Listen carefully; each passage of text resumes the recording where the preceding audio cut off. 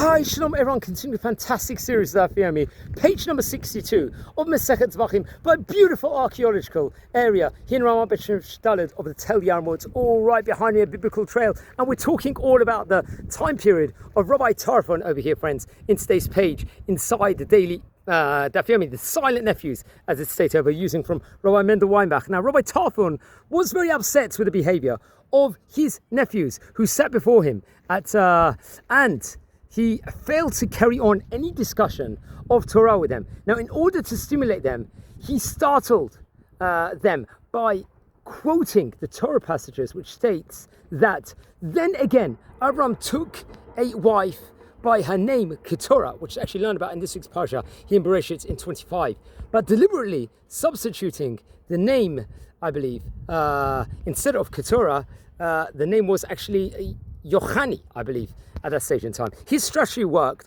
but they quickly challenged him on his misquotation, and a dialogue began. They would actually be able to concentrate, so by tricking them, let's just say, within regards to her name, they was able to engage in conversation with them. So then, disappointed, let's say, that it had taken so long for them to say any words of Torah, he chided them for behaving like children of Keturah, which Rashi explains as meaning that they were like descendants of Abraham, but not like the offspring of Yitzchak, Isaac.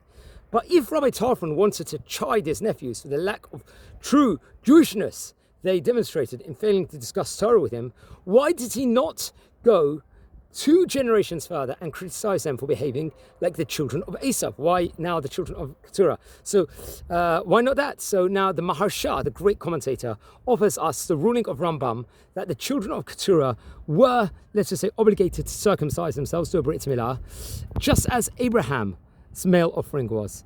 And Rabbi Tarfon cutting remark was that even though his nephews were circumcised, they were no better than the children of Keturah, who were also circumcised.